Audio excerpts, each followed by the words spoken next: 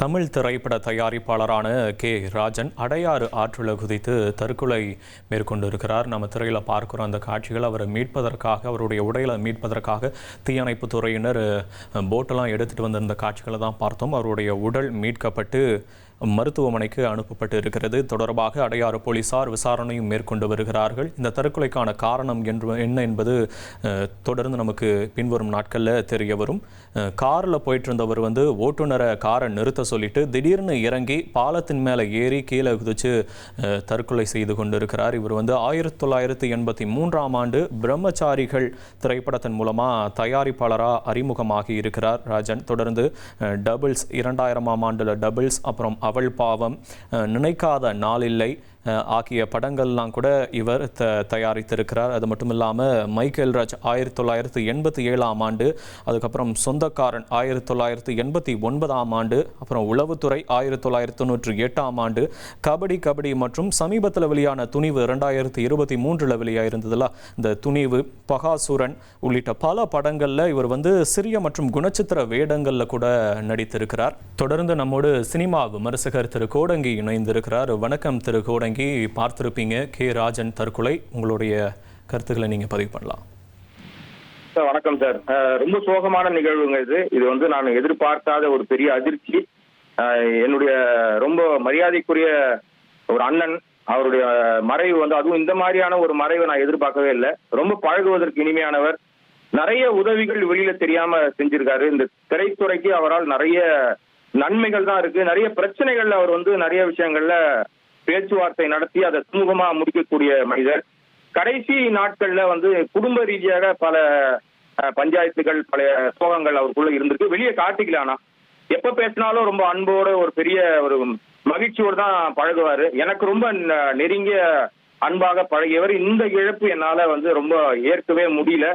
இப்படி ஒரு சோகமான நிகழ்வு அந்த மாதிரி ஒரு மனிதருக்கு வரும்னு நான் எதிர்பார்க்கல. ஆனால் தமிழ் திரையுலகத்துக்கு ஒரு மிகப்பெரிய இழப்பு சார். ஏன்னா கே ராஜனோடு பழகிய எல்லாருக்குமே தெரியும், அண்ணன் அவர்கள் சினிமாவுக்கு ஒரு பிரச்சனைனா முதல் ஆளா குரல் கொடுப்பார். எவ்வளவு பெரிய உச்சமான ஆளா இருந்தா கூட, பெரிய நடிகராக இருந்தாலும் அல்லது தயாரிப்பாளராக இருந்தாலும், ஒரு தவறு அப்படின்னா எந்த பக்கம் தப்பு இருக்கும் அந்த பக்கம் அவர் இது நீங்க பண்றது தப்பு அப்படின்னு பேசக்கூடிய ஒரு நல்ல மனிதராக பழகியவர். இந்த திரையுலகத்துக்கு அவருடைய மறைவு என்பது மிக மிக பெரிய இழப்பு. அது எப்படி எடுத்துக்கொள்ள போறாங்க அப்படின்னு தெரியல. அந்த குடும்பத்தாருக்கு ஆழ்ந்த இரங்கல். ஆனா இந்த சூழ்நிலைக்கு எது அவரை தள்ளியது அப்படின்னு சொல்லி நம்ம கவனிக்க வேண்டிய ஒரு விஷயமா இருக்கு. திரையுலகத்துல நிறைய சம்பவங்கள், இந்த மாதிரி அதிர்ச்சி விஷயங்கள்லாம் தொடர்ந்து நடந்துகிட்டு இருக்கு. இதையெல்லாம் சரி பண்ணக்கூடிய சூழ்நிலை. ஏன்னா அவர் இந்த முடிவுக்கு தள்ளப்படுறாருன்னா மன அழுத்தம் அதிகமா இருந்திருக்கும். ஏதோ ஒரு சூழ்நிலை அவரை தள்ளியிருக்கு. பல பேருக்கு கவுன்சிலிங் கொடுத்தவர், பல பேருடைய பிரச்சனைகளை ஆறுதலாக பேசியவர், பல பஞ்சாயத்துல கூட நின்று பேசியிருக்காரு, சரி பண்ணியிருக்காரு.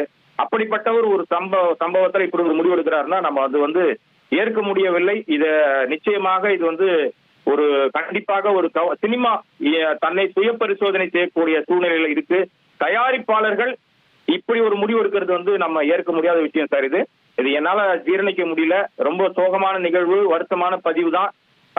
ஆனால் இத இனியும் இப்படி ஒரு சம்பவங்கள் யாருக்கும் ஏற்படாத அளவுக்கு நம்ம திரையுலகம் நிறைய முன்னெடுப்புகளை எடுக்கணும்னு யோசிக்கிறேன். ஏன்னா சமீபத்துலதான் நம்முடைய தயாரிப்பாளர் ஒரு விபத்துல இறந்து போயிட்டாரு. நம்ம பிரபலமான தயாரிப்பாளர். அதுக்கப்புறம் பாத்தீங்கன்னா அந்த சோகம் திரும்ப மறுபடியும் இவர் மூலமாக மீண்டும் தமிழ் திரையுலகத்துக்கு வந்திருக்கு. இப்பதான் சினிமாவை சேர்ந்த ஒருத்தர் தமிழ்நாட்டினுடைய முதலமைச்சரா உட்கார்ந்துருக்காரு. அந்த மாதிரி சூழ்நிலையில இப்படியான சோகங்கள் எல்லாம் தொடர்ந்து நடக்கும் போது அவர் நிறைய ஆலோசனைகளை கொடுத்து திரையுலகம் மீண்டு வருவதற்கான வேலையெல்லாம் அவர் செய்யணும்னு நம்ம எதிர்பார்க்கிறோம்.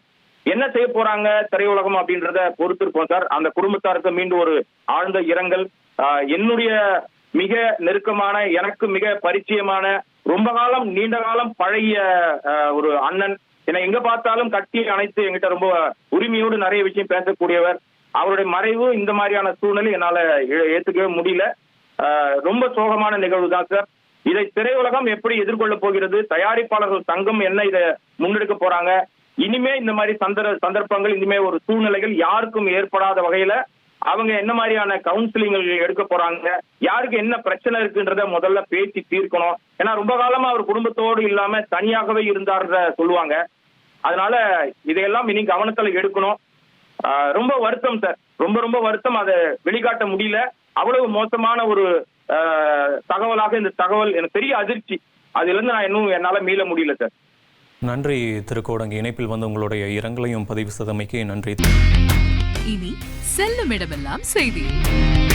தந்தி டிவியின் வாட்ஸ்அப் சேனலை ஃபாலோ பண்ணினா செல்ல இருக்கும் இடமெல்லாம் செய்தி.